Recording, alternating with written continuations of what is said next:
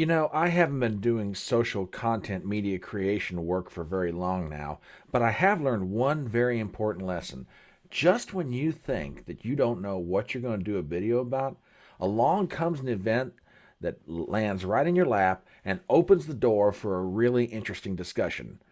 My name is Brian Trippett. I am your front porch conservative. Step on up to the electronic front porch and let's talk. At the time of recording for this video, it's Saturday night, March the 11th. Under normal circumstances, I don't put videos out on the weekends, but something happened last night that was so interesting to me because it gives you a real good example of what happens when the political right meets the pop culture right. Now, to set this up, I have to introduce you to the players in this drama. I use that word loosely. So, and without further ado, let me introduce you to some folks that really don't need much of an introduction. Ladies and gentlemen, I give you the gang from Friday Night Tights. If you are not familiar with them, you should be.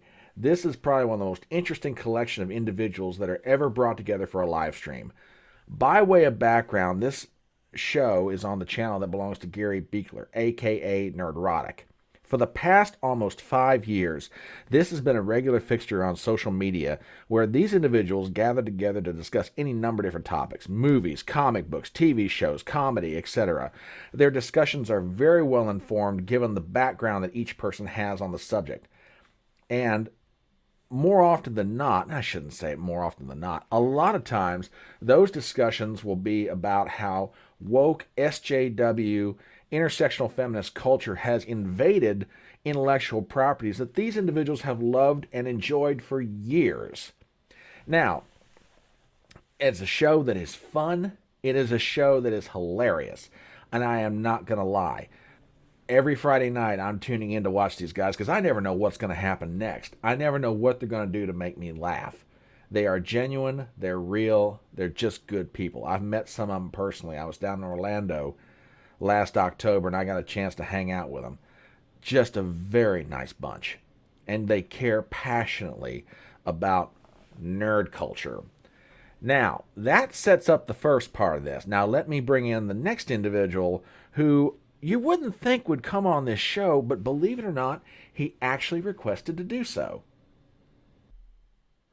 Now, as I said, the guest on last night's Friday Night Tight show is someone that you wouldn't necessarily expect to be there, but he requested to be on the show. Without further ado, I give you the famous, or infamous, depending upon how you view him, Gavin McGinnis. Now, for those of you who don't know a lot about Gavin, and I will freely admit up front, I am not that well versed on his background. I know some things about him, but some things I had to go back and do some research on. Gavin is one of those fellows that's been around for a long time. For those of you who don't know him, he is the founder of Vice magazine. He started it along with two other individuals back in 1994. He is a media personality. Over the years, he's been on Compound Media, Fox News, the Rebel Media, InfoWars. He is also known for being the founder of the Proud Boys, but is no longer affiliated with the group. He does stand-up comedy. He has his own show on Censored TV. Now, Gavin's takes on a lot of things are pretty edgy. Now, you can agree with him, disagree with him, whatever. But last night he came on Friday Night Tights, and there was the beginnings, or maybe the setup for a debate. And it's something that's been raging around pop culture for a long time now. And it's a fairly interesting debate, and that is, why does the political right not seem to get and understand the importance of pop culture? Now, that's the setup. Now, give me just a second, and we'll go over what happens next. Now, as I said a moment ago, Gavin came on and was engaging in something of a debate. Now, whether he wanted to engage in this or whether the gang from Friday Night Tights kind of let it go there, you be the judge.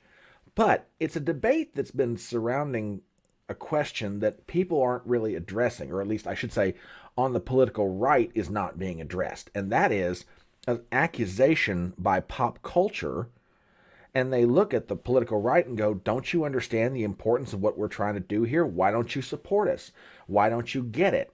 Why are you so dismissive of our efforts? Or why are you so dismissive of pop culture in general? Now, I will admit, I had to go back and rewatch the first part of Friday Night Tights, and I view the show on a regular basis. Now, having watched it again for a second time, here are my observations. Although a lot of folks have been giving Gary Beekler and others who lead the group a lot of grief, why did you invite Gavin McInnes on in the first place?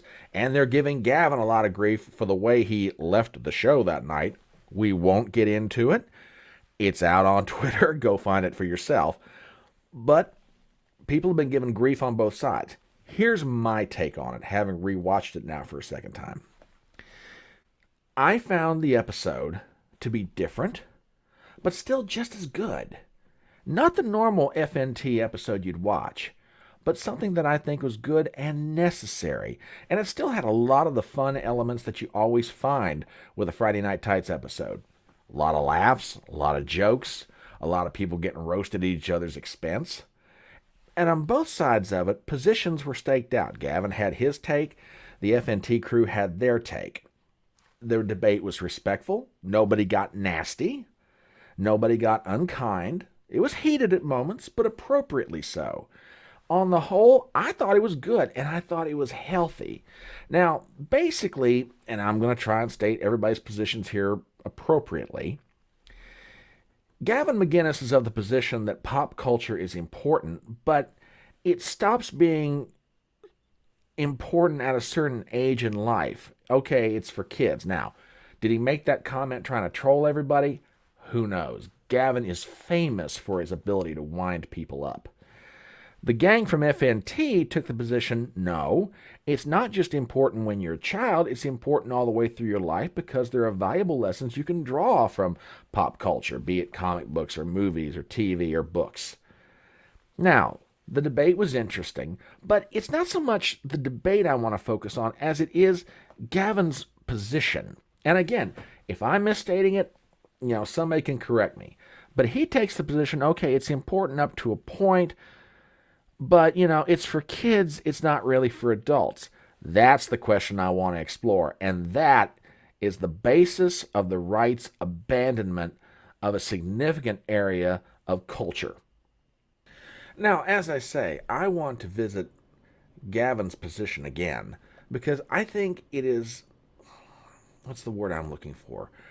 A reflection of the political right in general. And I think it also reveals a major mistake that we, and yes, I count myself in this group, that we, the political right, made many, many, many years ago when it came to pop culture and other aspects of American society in general.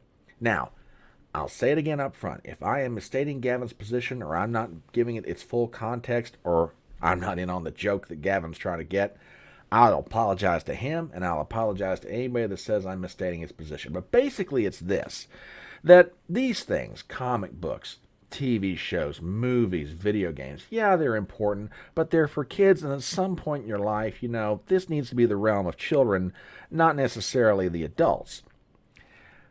I think the FNT crew is right, with all due respect to Gavin. This is something that should be involved in, adults that is. They should be involved in pop culture in this particular aspect of it. I would like to remind everybody of what Aristotle once said, nature abhors a vacuum. When the political right abandoned nerd culture many years ago, along with other institutions that make up American society, they did so at their very peril. Because remember what Andrew Breitbart once said, politics is downstream from culture. Think of it this way. If this is the mouth of the river and this up here is the headwaters of the river, then the reality is the political right and the nerd pop culture right are fighting the same war. They're just doing it in two different places. The political right is down here at the bottom of the river where the mouth is. The pop culture right is up here near the headwaters. And I'll make an argument that if the political right want to do themselves a favor, they ought to engage with the pop culture right, and their job would become a whole lot easier. Because let's be honest about it, you can influence a lot more people these days with a Nintendo game system than you can with a copy of the Federalist Papers. The right has abandoned so many different institutions, secondary education, the university, Hollywood. I could go on and on and on with all these institutions. And it's part of the reason why American culture, and the world in general, is in the shape it's in today. Because The political right, which is trying to conserve American culture, forgot a very important point. The hand that rocks the cradle is the hand that shall rule the world, according to William Ross Wallace. By being involved in pop culture or nerd space, as the political right likes to look down their nose at it, you could actually wind up reaching more people. Now, does that mean I necessarily want conservative politics injected into comedy or movies or anything? No. But surely to goodness, if we are going to engage for the preservation of our culture, a uniquely American culture, the political right needs to be involved in these areas. And I would argue that to my brothers and sisters, you need to be engaging on this, not just looking down your nose and saying, oh, this doesn't have to do with the balanced budget amendment, or, oh, we need to be focusing on questions of foreign policy. If you can't win the culture war at home, you're not going to win the other stuff. So it's about high time we, the political right, get off our butts and get involved in this culture war in as many aspects of it as we think is appropriate, and we can find the space to do it. If we don't, we're not going to have a culture left to even try and conserve. But that's my take on it. What do you think? As we begin to wrap up this video, I ask you for some favors as always. Number one, if you are not a subscriber to this channel, please do so. We are a going little concern. We'd like to be a going big concern. Number two, if you have friends of yours that you think would enjoy this video, please feel free to share it around. I'll take all the help I can get. And number three, hit the like button. You'd be amazed what giving a thumbs up to a video helps for a little content creator like me. My name's Brian Trippett. I'm the Front Porch Conservative, and I'll see you next time.